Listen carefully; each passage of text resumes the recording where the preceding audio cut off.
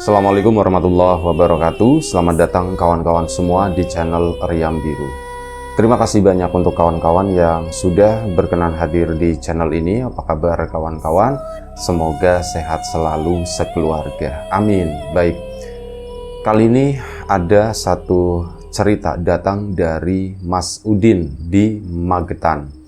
Mas Udin itu menceritakan tentang satu pengalaman horor yang pernah dialaminya. Kejadiannya itu sekitar tahun 2003. Jadi waktu itu Mas Udin baru lulus sekolah ya. Dan namanya lulus sekolah itu kan kebanyakan melanjutkan sekolah lagi gitu. Dan ini Mas Udin memilih untuk istirahat sejenak. Memang nggak ada rencana buat kuliah gitu kan, dan di momen tersebut dia itu pengen intinya nyari pekerjaan lah. Tapi ya pekerjaan waktu itu juga lumayan cukup susah. Mas Udin pun akhirnya nggak dapat pekerjaan. Ya dia cuman diem di rumah, bantu-bantu orang tua semacam itu ya. Dan sampai akhirnya pada suatu hari ini dapat kabar dari bapaknya Mas Udin. Din, kamu itu kamu itu udah dapat kerja belum? Ditanya sama. Belum Pak, orang masih ngelamar Pak. Aku udah ngelamar banyak, cuman ya memang belum dapat Pak, kata Mas Udin. Dan akhirnya ya wes. Jadi gini, Pak dekmu itu tadi ketemu sama bapak, ndak sengaja, dan kamu, Pak D-nya itu jadi lagi. Oh ya, Pak D-nya Mas Udin itu di luar kota. Jadi beda kota sama Mas Udin tersebut. Nah, ini ketemu Pak D-nya itu lagi ada urusan, nggak sengaja ketemu di jalan di situ. Memang nggak ada rencana buat mampir gitu ya, karena cepetan. Dan ya cerita gitu kan. Bapak pun cerita sama Pak D-mu. Barangkali ada pekerjaan buat Udin, apapun itulah gitu ya. Misal ada kabar-kabarin dan ada kata situ ya. Ada, nanti Udinnya disuruh main ke rumah aja, ke rumahku, kata Pak D itu begitu. Gimana, kamu mau apa enggak? Yo aku mau Pak, cuman kan enggak tahu pekerjaannya itu apa, nanti cocok atau enggak sama aku. Ya udah enggak apa-apa, yang penting kamu kesana dulu, nanti masalah perkara cocok atau enggak, ya kamu yang nentuin, kamu yang lebih tahu, karena kamu yang ngejalanin. Gimana? Ya udah Pak, nanti aku cobain, nanti aku ke rumahnya Pak D gitu ya. Kapan? Ditanya sama bapaknya. Aku udah tahu Pak, orang duitnya aja belum dikasih buat ke sana. Oh iya, gampang wes, nanti diobrolin lagi sama bapak. Iya ya Pak. Dan beberapa hari kemudian bapak kebetulan juga udah ada rezeki gitu ya. Din, bapak ada uang buat ongkos kamu ke sana ke Pak D-mu sama buat peganganmu. Ini kalau misalkan kamu keterima kerja gitu ya. Kalau kamu keterima kerja di situ kan otomatis ya udah tahu tempatnya di mana. Syukur-syukur di sini kamu bisa pulang. Tapi kalau misal tempatnya ternyata di pademu kan ya butuh sesuatu. Ya setidaknya walaupun kamu awal-awal mungkin numpang dulu sama pademu enggak apa-apa di sana. Nanti ya ini buat pegangan nyumbang-nyumbang gitu ya. Buat biaya makan kamu, buat pegangan kamu dan sebagainya, kata si bapak. Oh iya Pak. Tapi aku kalau misal udah kerja di sana dan nanti aku udah bayaran Pak, aku pengennya ngekos sendiri lah Pak, ndak enak kalau misal ngikut Pak D terus. Ya udah ndak apa-apa kalau memang mau seperti itu. Ya sudah Pak, ini tak ambil aja buat itu dulu Pak, buat ongkos saja pulang pergi. Sama ya aku buat pegangan sedikit lah beberapa hari di sana Pak. Oh ya sudah begitu. Ya udah, kamu mau berangkat kapan? Besok Pak atau lusa ini. Nah, singkat cerita, Mas Udin pun akhirnya berangkat ke rumah Pak D-nya sana. Dan sebelum kita lebih jauh ke dalam cerita, mohon izin numpang promo bawang gorengnya Wiji terlebih dahulu. Bawang goreng renyah kualitas premium tanpa campuran apapun, tanpa tepung, tanpa micin, tanpa singkong dan sebagainya, benar-benar bawang murni ya. Untuk bawangnya sendiri itu pakainya bawang Brebes yang terkenal dengan aroma dan rasa yang kuat. Untuk kawan-kawan kemarin yang sudah sempat memesan bawang gorengnya, Terima kasih banyak atas pesanannya, dan untuk kawan-kawan mungkin yang belum sempat memesan atau udah lama nih nggak pesan, ayo lagi ngabisin stok, ditunggu pesanannya. Dan untuk kawan-kawan yang sudah join di aplikasi RIM, udah ngeramein juga terima kasih banyak. Makin kesini alhamdulillah fiturnya tambah lengkap, meskipun masih banyak kekurangan ya. Jadi posting itu udah macam-macam ya, bisa gambar, video, teks, dan musik, audio kayak gitu juga udah bisa. Fitur chatnya juga udah support untuk telepon, video call, dan sebagainya. Pokoknya macam-macam lah, nanti kawan-kawan cek sendiri di sana ya. Terima kasih yang udah ngeramein aplikasi RIM. Kita lanjut lagi cerita dari Mas Udin tadi.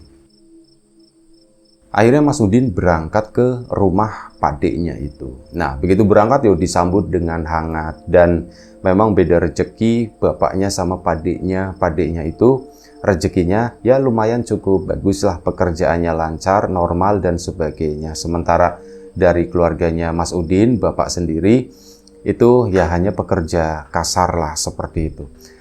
Ada ketimpangan, sedikit ketimpangan dari rumah, terus cara berpakaian keluarganya, itu tuh kelihatan banget. Ya Mas Udin di situ merasa aku tuh kampungan banget gitu ya. Padahal padekku rumahnya juga di kampung, cuman kelihatan ngotani gitu ya. Kalau aku lah wis lah seadanya begini.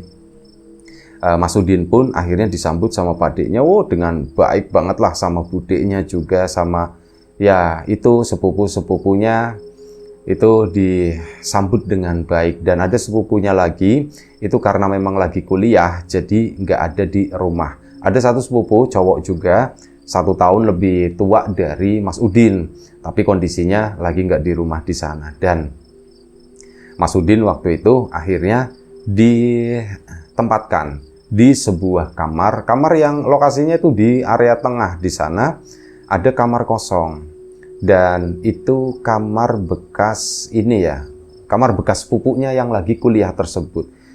Jadi kamar itu memang dibiarkan, cuman apa ya, kalau dulu kamarnya itu sesuai dengan tema dari si sepupunya tersebut. Tapi karena lama nggak ditempatin juga, dia juga jarang pulang, akhirnya kamar itu pun dibersihkan.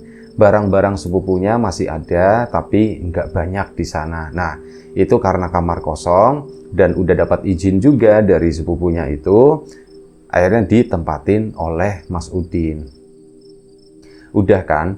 Nah, ini kamarnya itu sebelahan sama kamar padeknya di situ. Bener-bener sebelahan, dan ya menurut Mas Udin itu tuh sebenarnya nggak nyaman. Karena apa? Aku itu nyatu banget sama keluarga padekku. Jadi agak-agak gimana gitu ya. Tinggalnya itu benar-benar di rumah utama di tengah gitu.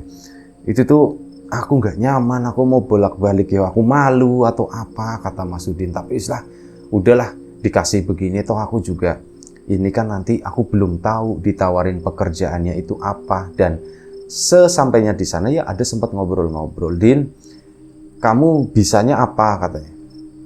Aduh, bisanya apa ya Pak Dek? Apa ya Pak Dek? Aku nggak ngerti, katanya. Loh, kok kamu nggak ngerti? Yo aku bingung Pak Dek. Aku makan bisa, mandi sendiri bisa Pak Dek. Terus ya nggak kayak gitu, kata Pak Deknya. Selain itu, maksudnya yang berhubungan sama pekerjaan, kamu itu bisanya apa? Aku apa ya Pak Dek? Lah lulusan, namanya juga lulusan SMA Pak Dek. Aku bisanya apa Pak Dek? Bahasa Inggris sedikit-sedikit, bahasa Indonesia lah, bahasa Indonesia aku ya medok Pak Dek. Matematika ya sedikit bisa, IPA lumayan ngerti lah. Padeknya pun ketawa begitu ya, Din, ya bukan seperti itu. Ya wis, kalau itu sih Padek tahu, ya namanya sekolah ya harusnya bisa ya. Cuma maksudnya, kamu itu bisa apa? Komputer, kamu bisa komputer. Aduh, komputer aku nggak bisa Padek gitu kan. Oh, nggak bisa. Terus apalagi ya? Kamu bisa itu Excel, ngetik-ngetik pakai, lah itu komputer lagi Pak Dik, aku nggak bisa Pak Dik.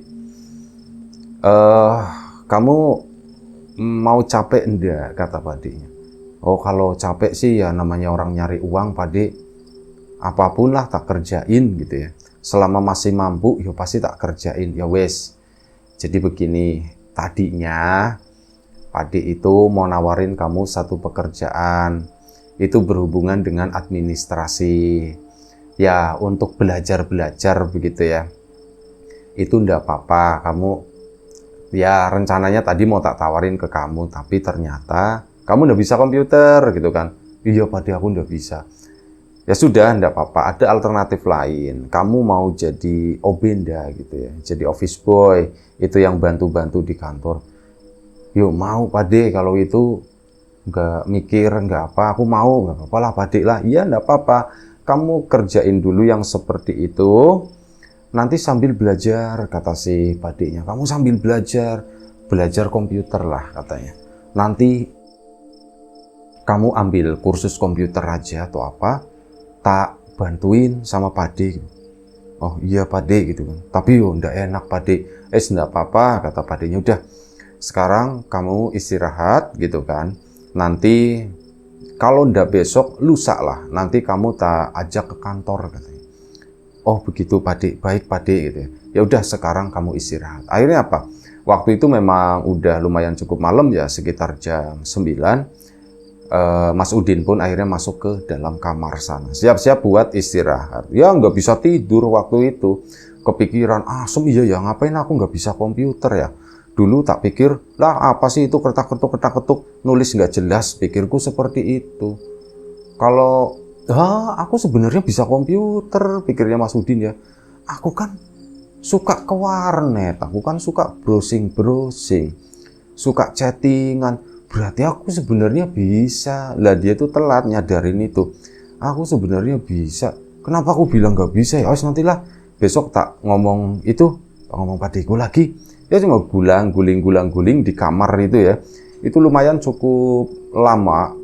Mungkin sampai hampir jam 10 atau apa, dia tuh nggak bisa tidur sampai akhirnya suara itu datang. Ngar-ngor. Padenya itu mendengkur. Dengkurannya itu kenceng banget kata si Mas Udin. Aku giliran udah ngantuk begini, ngor gitu kan. Ngor, ada keselaknya. Itu bikin Mas Udin mau ketawa. Ya dia jadi nggak ngantuk. Sumpah guyon loh. Tidur aja masih bisa guyon seperti itu. Alah gimana ini, ngor ya kayak gitu mau keselak lah loh.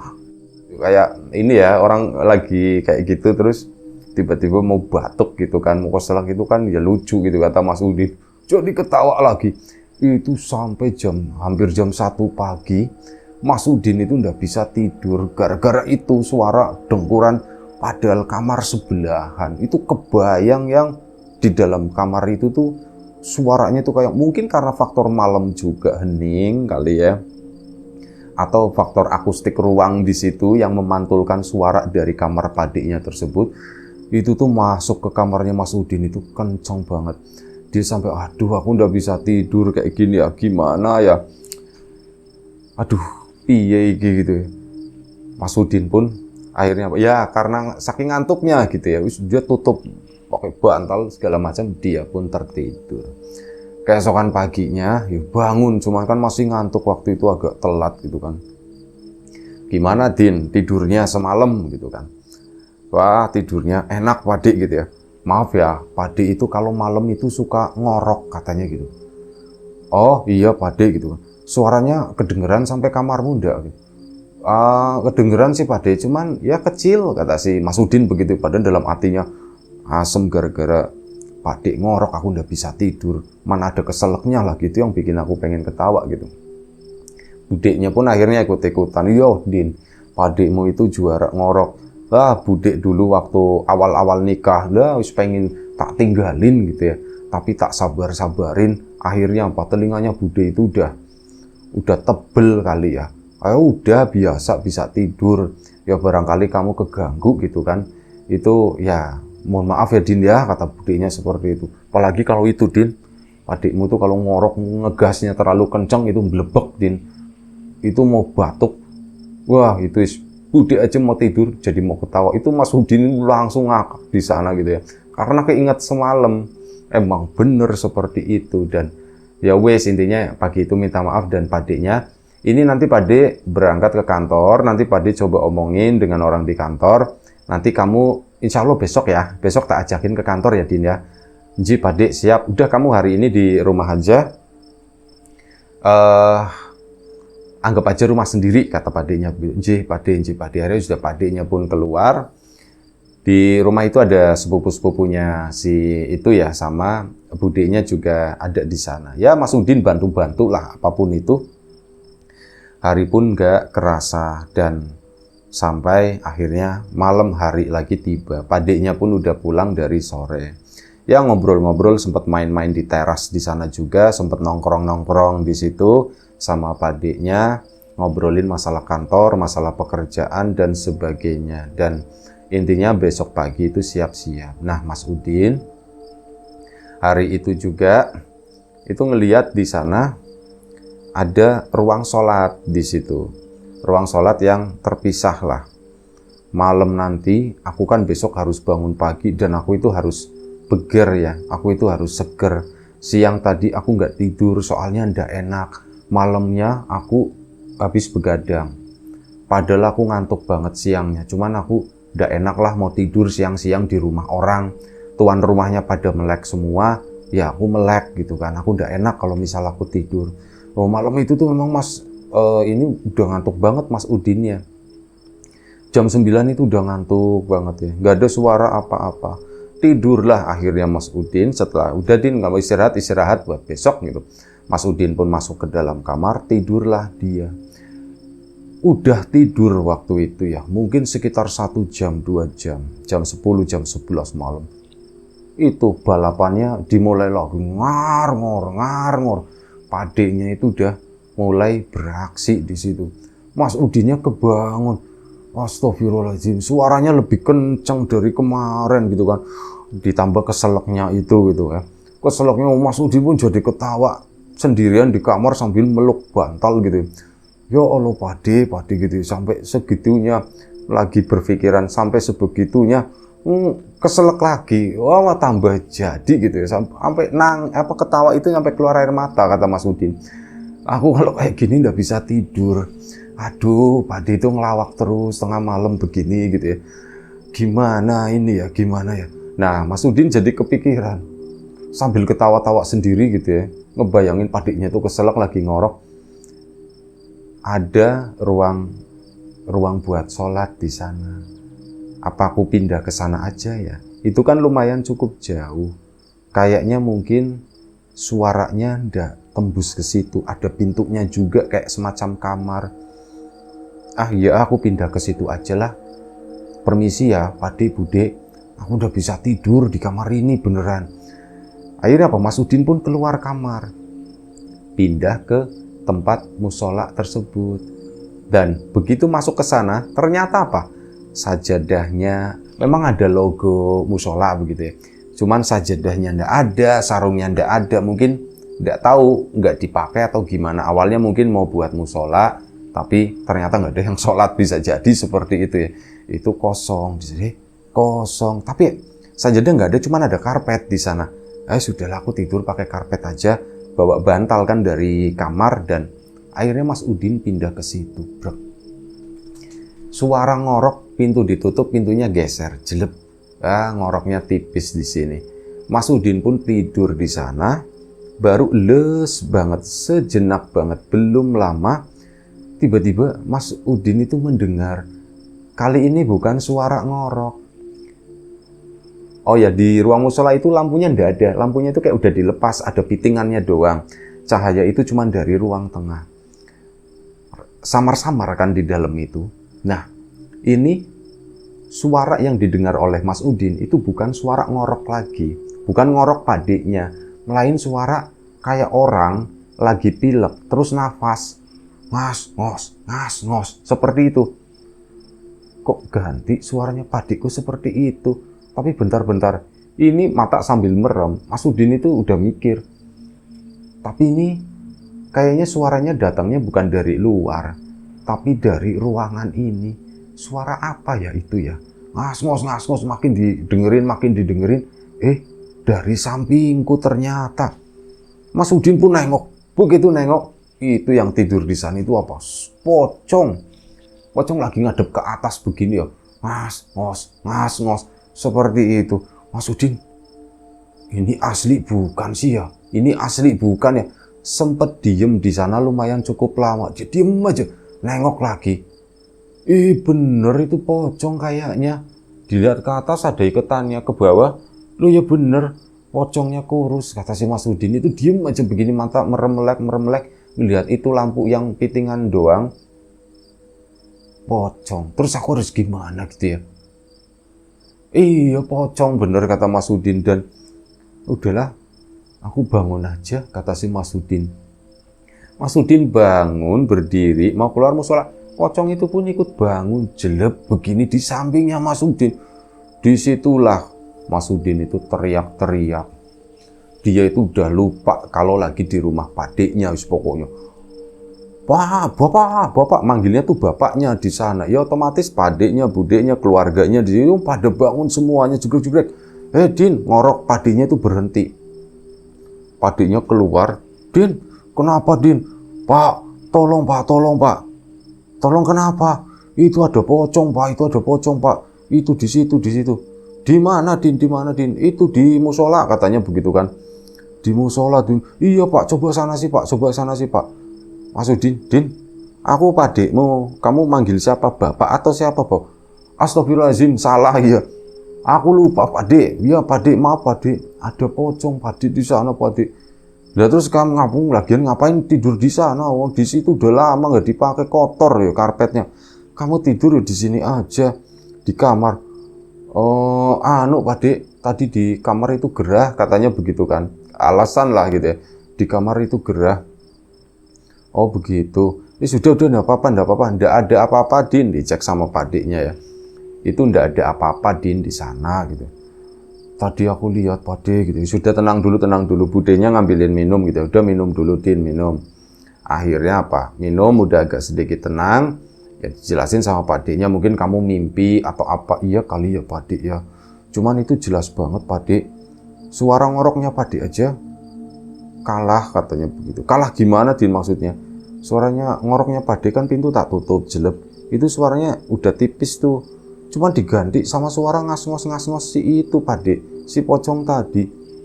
Oh, jadi kamu pindah kamar itu bukan gerah, Din. Bukan, Padik. Gitu kayak ceplosan, bukan, Padik. Oh, karena ini suara ngoroknya Padik kencang banget gitu. Gimana ya, Budik ya? Iya, Padik lah. Padik itu kalau ngorok itu nggak ngerasa, Din. Budekmu itu bilang, Bapak itu kalau tidur ngoroknya begitu, Bapak nggak ngerasa ngorok katanya begitu. Pak, mana ada orang ngorok itu ngaku katanya begitu kan. Mana ada orang ngorok itu ngaku. Orang ngorok yang nggak kerasa Pak katanya. Tapi beneran Bapak itu nggak ngorok. Tak suruh videoin atau apa gitu. Itu kan ada handycam gitu. Zaman tahun 2003 gitu ya. Itu kan ada handycam. Oh cuman nggak mau sayang kasetnya katanya begitu. Yo nggak ngerti orang Padik ngorok atau apa, nggak ngerti. Padik tidur ya tidur. Cuman memang kadang suka lehernya itu kering, Din. Makanya Padik itu selalu sedia air. Kalau misal kering, kasih minum gitu ya. Terus tidur terus ngorok lagi. Itu bahan bakarnya kali Pak buat ngorok Pak. Ya wis maaf ya Din ya. Kalau begitu ya Din ya. Nanti kamu juga terbiasa dengan nyanyiannya Padik. Oh, Mas Udinnya pun akhirnya jadi ketawa. Dan malam itu akhirnya lanjut tidur di kamar sana. Suara ngorok Padiknya tumben agak lumayan cukup kecil dan emang ya makin kesana ngoroknya tuh hilang. Mungkin udah ganti posisi tidur atau bagaimana ya. Cuman ya itu tadi pengalaman ketemu pocong itu bikin kapok Mas Udin di sana dan waktu itu ya udah bener-bener takut. Berarti rumah ini tuh ada pocongnya. Nah keesokan harinya Mas Udin pun akhirnya wawancara kan. Wawancara sebagainya keterima kerja tuh dan Mas Udin terpaksa berterima kasih lah. Ya pokoknya berterima kasih cuman terpaksa tinggal di rumah Padiknya tersebut ya selama belum dapat gaji ya.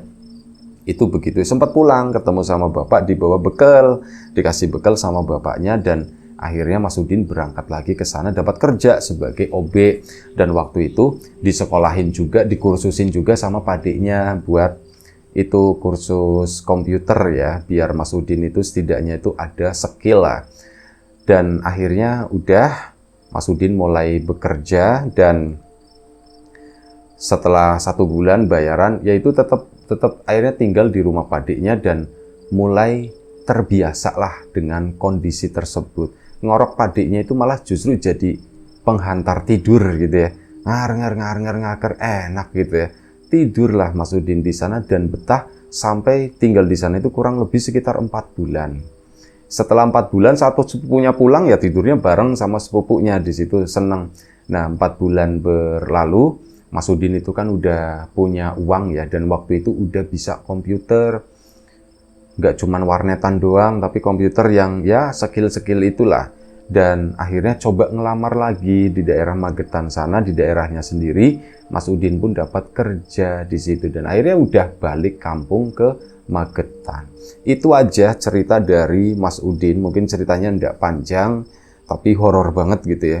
Dan ya, terima kasih banyak Mas Udin atas ceritanya. Kawan-kawan di rumah juga terima kasih banyak atas support dan dukungannya apapun itu. Kawan-kawan subscriber, kawan-kawan membership, kawan-kawan yang udah kasih support dalam bentuk super thanks ke Riam Biru, terima kasih banyak. Kawan-kawan yang udah ngasih like, udah nge-share ke yang lainnya, kawan-kawan yang udah ninggalin komentar juga terima kasih banyak. Kawan-kawan yang sudah memesan bawang gorengnya Wiji tentu saja tak lupa terima kasih banyak atas pesanannya. Kawan-kawan yang sudah ngeramein aplikasi RIM juga terima kasih banyak. Dan tentu saja doa terbaik dari kami untuk kawan-kawan semua. Semoga selalu diberi kemudahan dalam hal apapun, termasuk kemudahan dalam hal rezeki. Yang sakit segera diberi kesembuhan, yang sehat tetap dijaga kesehatannya. Baik, sampai jumpa di episode selanjutnya Riam Biru. Sekali lagi terima kasih. Jaga kesehatan kawan-kawan semuanya. Assalamualaikum warahmatullahi wabarakatuh.